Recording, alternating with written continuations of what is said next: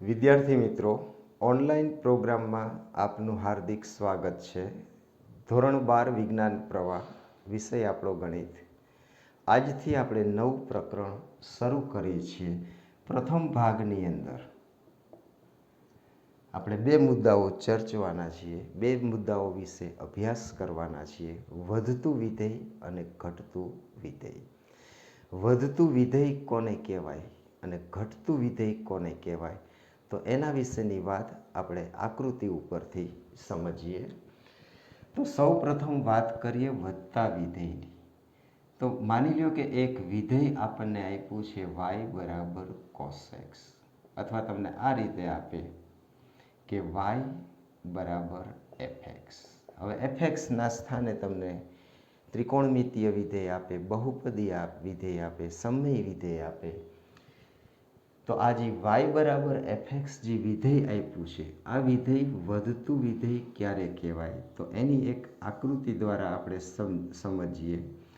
જો આ વિધેયનો આલેખ આપણે દોરી, માની લો કે આ આલેખ છે એ આ રીતે આવે છે કે આ y બરાબર fx. હવે આ વિધેય વધે છે કે નહીં, માની લો કે અહીંયા આ બે બિંદુ લઈએ આપણે. તો આ બિંદુનો x યામ છે આપણે ધારી લઈ x1, આ બિંદુનો x યામ આપણે ધારી લઈ x2. પછી એનો y યામ, આ બિંદુનો y યામ એટલે અહીંયા, એટલે xની જગ્યાએ x1 મૂકો એટલે y યામ બરાબર f ઓફ x1 આવે. એટલે અહીંયા કિંમત છે f ઓફ x1. પછી આ જે બિંદુ લીધું છે એનો y યામ એટલે અહીંયા મળશે, એટલે આ f ઓફ x2. હવે આમાં જો, આમાં આપણે આ રીતે જોઈએ કે જેમ x અક્ષ ઉપર આગળ જાય, એટલે કે આપણા આલેખની અંદર x2 ગ્રેટર ધેન x1 છે.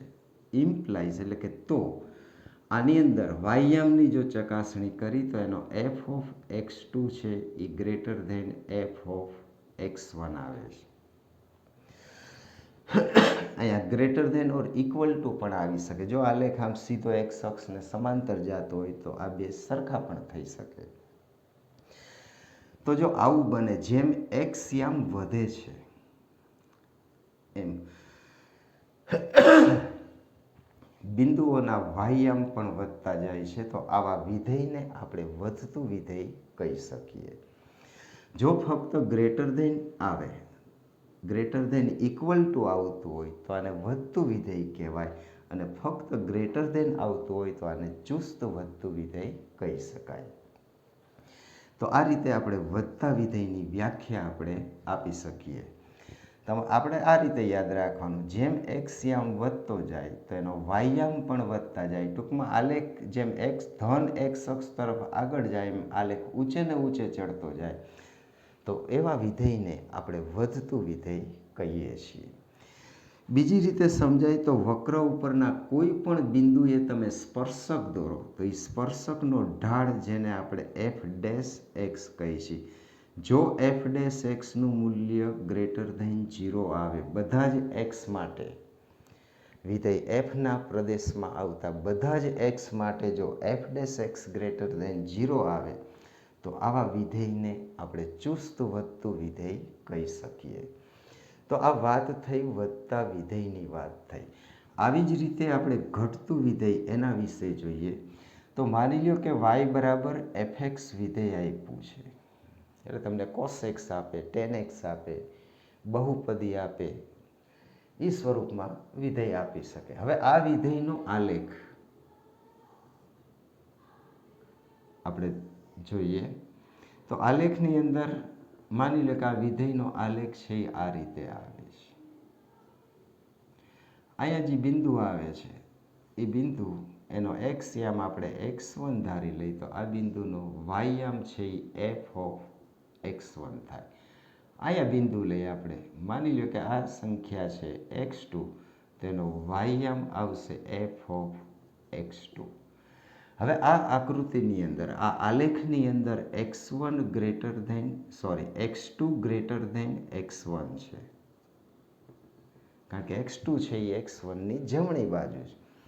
હવે તમે એના વિધેયની કિંમત જુઓ તો આની અંદર વિધેયની કિંમત છે ને, તો આ f ઓફ x2 છે એ f ઓફ x1 કરતાં નાના થાય છે.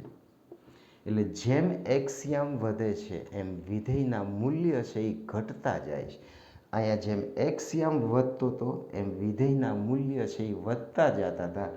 તો આ વિધેયને આપણે વધતું વિધેય કહી શકીએ. આ આલેખની અંદર જેમ એક્સના મૂલ્ય વધે છે એમ વિધેયના મૂલ્ય ઘટે છે. એનો અર્થ એમ છે કે આલેખ જેમ આગળ જાય છે એમ નીચે ઉતરતો જાય છે. તો આવા વિધેયને આપણે ઘટતું વિધેય કહી શકીએ. તો આ વ્યાખ્યા પ્રમાણે અહીંયા લેસ ધેન ઇક્વલ ટુ આવે તો વધતું વિધેય, ઘટતું વિધેય, પણ જો ઇક્વલ ટુ ન આવે તો આવા વિધેયને ચુસ્ત ઘટતું વિધેય કહીએ છીએ. બીજી રીતે જોઈએ તો અહીંયા કોઈ પણ બિંદુએ સ્પર્શક દોરો તો એ સ્પર્શકનો ઢાળ છે ને એ હંમેશા ઋણ આવશે.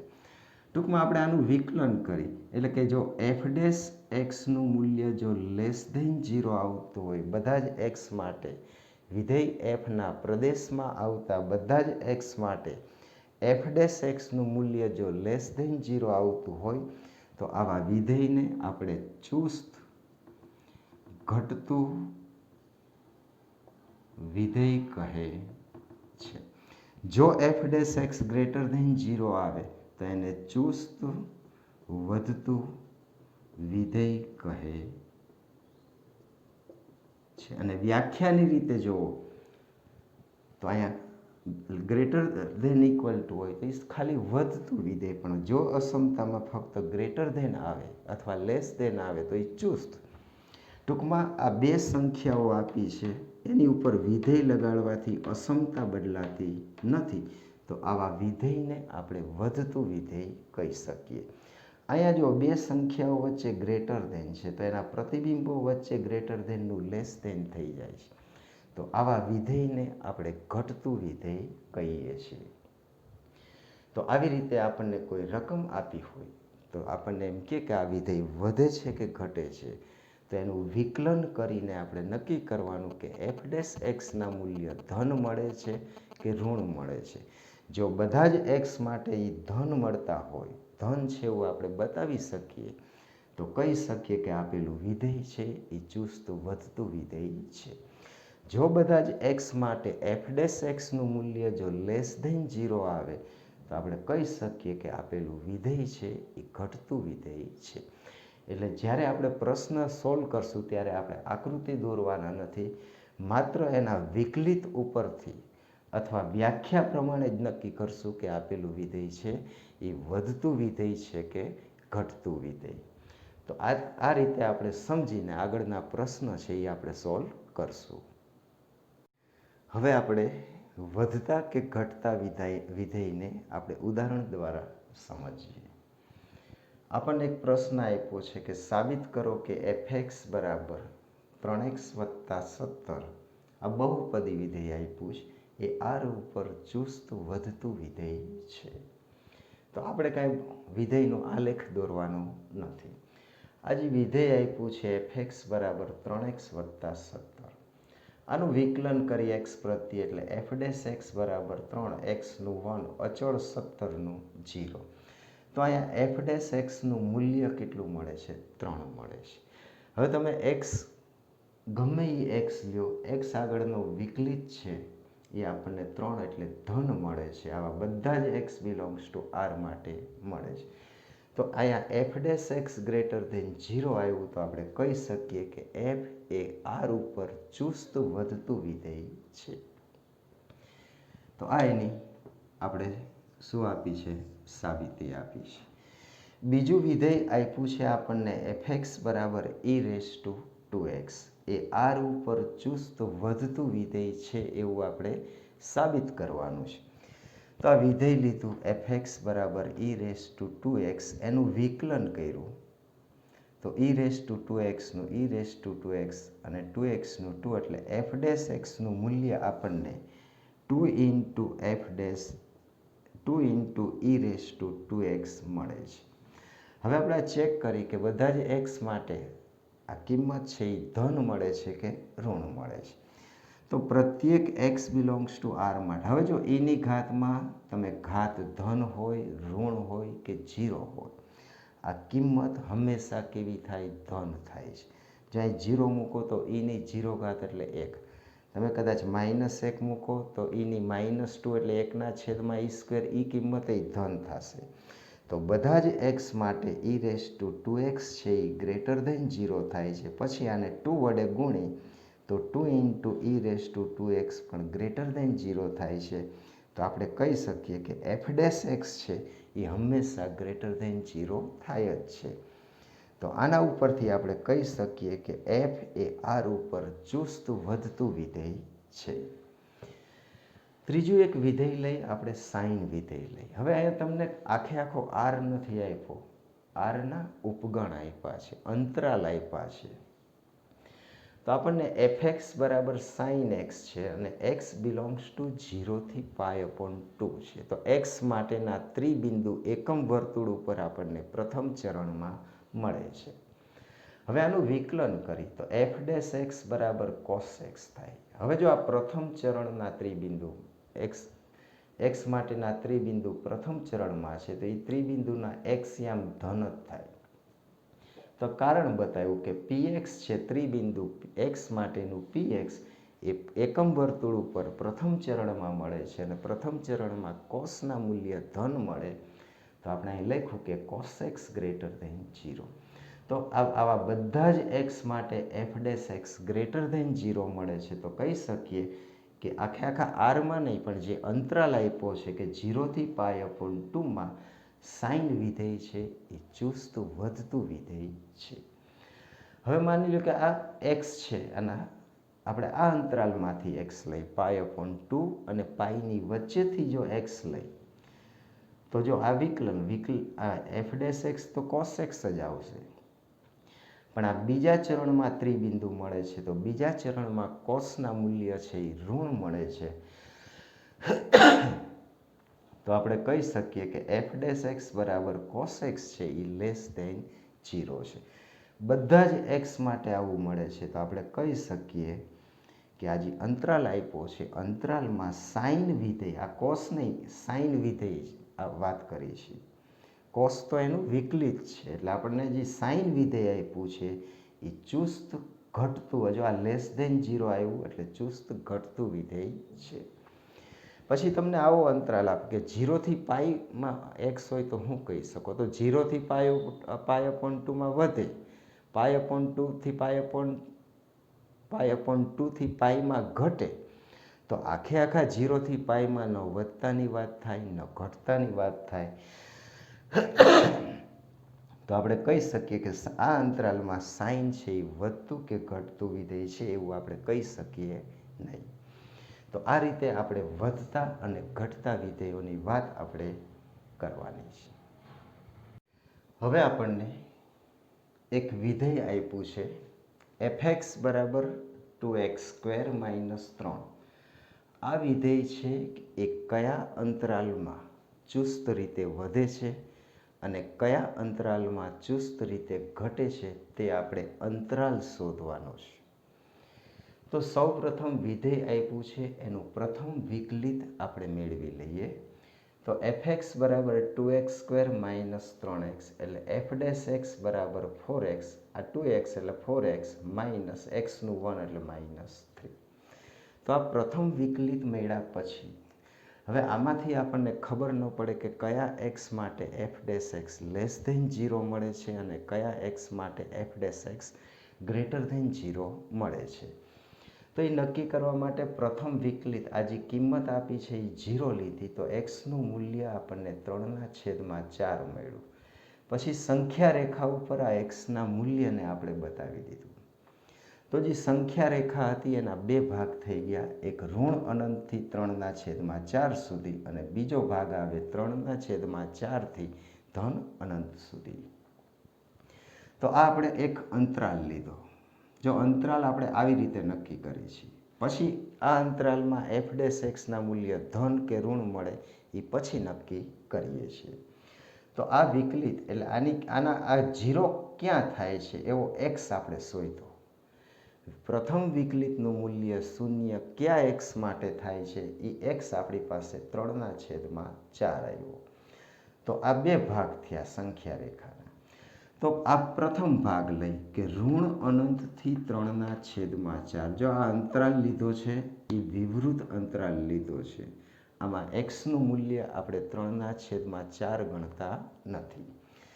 તો આ અંતરાલમાં જો એક્સ હોય તો એક્સનું મૂલ્ય 3/4 થી કેવું હોય? નાનું હોય. આનાથી મોટી કિંમત એક્સની હોય નહીં. હવે આ અસમતાનું સાદુરૂપ આપ્યું, 4 વડે ગુણ્યા અસમતા ન બદલાય, 3 બાદ કર્યા અસમતા ન બદલાય.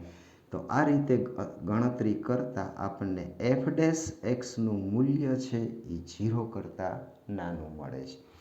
તો આવા બધાય એક્સ માટે એફ ડેશ એક્સનું મૂલ્ય છે એ 0થી નાનું મળે છે. તો આપણે કહી શકીએ કે આ અંતરાલમાં એફ છે એ ચુસ્ત ઘટતું વિધેય છે. હવે બીજો એક ભાગ લઈએ આપણે 3/4 થી ધન અનંત સુધી.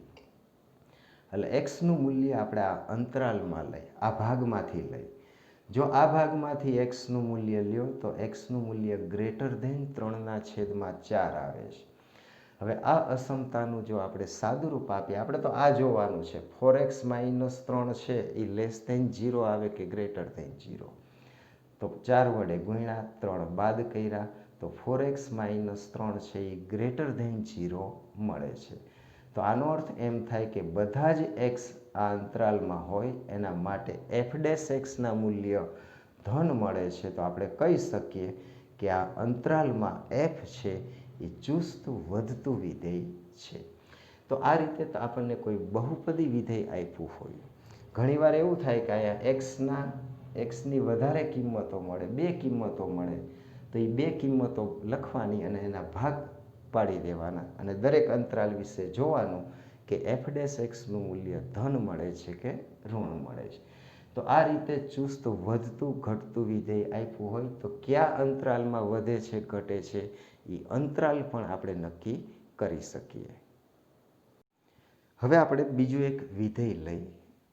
આ જે વિધેય આપ્યું છે એ કયા અંતરાલમાં ચુસ્ત રીતે વધે છે કે ઘટે છે તે અંતરાલ આપણે નક્કી કરવાના છે. તો સૌ પ્રથમ જે વિધેય આપ્યું હતું એનું પ્રથમ વિકલિત મેળવું. હાલો, આ વિકલિતનું સાદુરૂપ આપ્યું એટલે આપણને આ રીતે પદ મળ્યા x - 3 અને x + 2. આપણે જોવું છે કે કયા એક્સ માટે આ પ્રથમ વિકલિત 0 થાય છે એ શોધવા માટે આપણે આનું શું આપ્યું છે? સાદુરૂપ આપ્યું છે. તો આપણને આ 2 કાઉન્સ મળે છે. હવે આ 0 થવા માટે તમે એક્સની જગ્યાએ 3 મૂકો અને એક્સની જગ્યાએ -2 મૂકો તો એફ ડેશ એક્સનું મૂલ્ય કેવું થાય છે? 0. તો આપણી પાસે 2 કિંમત આવી, એક 3 આવી અને બીજી -2 આવી. તો આ 2 કિંમતોને આપણે સંખ્યા રેખા ઉપર બતાવી છે, આ -2 અને આ 3. આ 2 કિંમતો મૂકતા સંખ્યા રેખાના કેટલા ભાગ થાય છે? 3 ભાગ થાય છે. હવે દરેક ભાગ માટે જોવું છે કે આ એફ ડેશ એક્સ છે એ ગ્રેટર ધેન 0 મળે છે કે લેસ ધેન 0. હવે પ્રથમ ભાગ લઈ કે ઋણ અનંતથી -2 સુધી.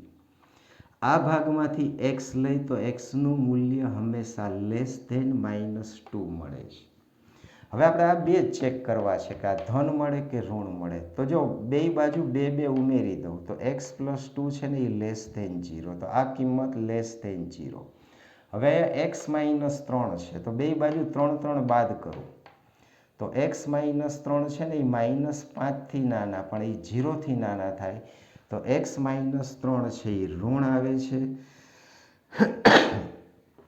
x + 2 છે એ ઋણ આવે છે. તો ઋણ અને ઋણનો ગુણાકાર કેવો થાય? ધન થાય. અને એને 6 વડે ગુણીએ તો એ ધન થાય. તો x બિલોંગ્સ ટુ ઋણ અનંતથી -2ની વચ્ચે હોય તો આપણને એફ ડેશ એક્સનું મૂલ્ય છે એ ધન મળે છે. તો આપણે કહી શકીએ કે આ જે અંતરાલ આપ્યો છે એ અંતરાલમાં એફ છે એ ચુસ્ત રીતે કેવું છે? વધતું વિધેય છે.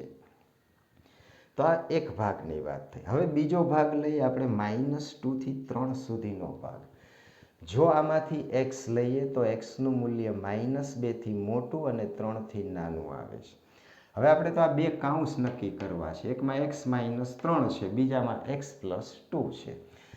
તો આ અસમતાનો આ એક ભાગ લીધો આયા, આ બીજો ભાગ લીધો આયા, પછી આમાં બબે ઉમેર્યા તો x+2 છે ને એ ગ્રેટર ધેન 0 મળ્યું. આ ભાગમાં 3 3 બાદ કર્યા તો x-3 છે ને એ લેસ ધેન 0 મળ્યું. તો હવે આ ગ્રેટર ધેન 0, આ લેસ ધેન 0, તો આ બેયનો ગુણાકાર છે. જો આ ધન છે, આ ઋણ છે, ધન ગુણ્યા ઋણ એટલે ઋણ આવે ગુણાકાર. તો આ ગુણાકાર ઋણ મળે તો એનો અર્થ એવો થાય કે f'(x) નું મૂલ્ય છે એ આપણને ઋણ મળે છે. તો આપણે કહી શકીએ કે આ અંતરાલમાં f છે એ ચુસ્ત રીતે ઘટતું વિધેય છે. એવી જ રીતે આપણે ત્રીજો ભાગ લઈએ, આપણે કે 3 થી મોટો ભાગ લઈએ. તો x બિલોંગ્સ ટુ 3 થી ઇન્ફિનિટી અનંત માટે આમાં x હોય ને તો xનું મૂલ્ય 3 થી મોટું જ હોય. હવે આપણે આ નક્કી કરવું છે કે x+2 ધન મળે છે કે ઋણ મળે છે અને x-3 ધન મળે છે કે ઋણ મળે.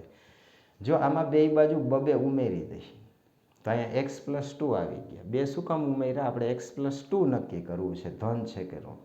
તો x+2 ગ્રેટર ધેન 5, પણ 5 કેવા છે? Greater than 0. તો આનો અર્થ એમ થાય કે x+2 છે એ ગ્રેટર ધેન 0 છે. હાલો, x+2 છે એ ધન આવી ગયું.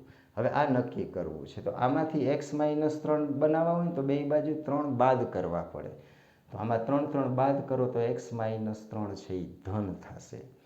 તો આનો અર્થ એવો થયો કે x+2 ધન છે, x-3 ધન છે, બેયનો ગુણાકાર કરો તો એ ધન થાય, એને 6 વડે ગુણી તો પણ ધન થશે. તો f'(x)નું મૂલ્ય છે એ આપણને ધન મળે છે. તો આપણે કહી શકીએ કે 3 થી અનંત જે અંતરાલ છે એ અંતરાલમાં વિધેય f છે એ ચુસ્ત રીતે વધતું વિધેય છે. તો આ રીતે આપણે કયા અંતરાલમાં વિધેય વધે છે, વિધેયના મૂલ્ય વધે છે અને કયા અંતરાલમાં મૂલ્યો ઘટે છે એ આપણે આવી ગણતરી કરીને આપણે નક્કી કરી શકીએ.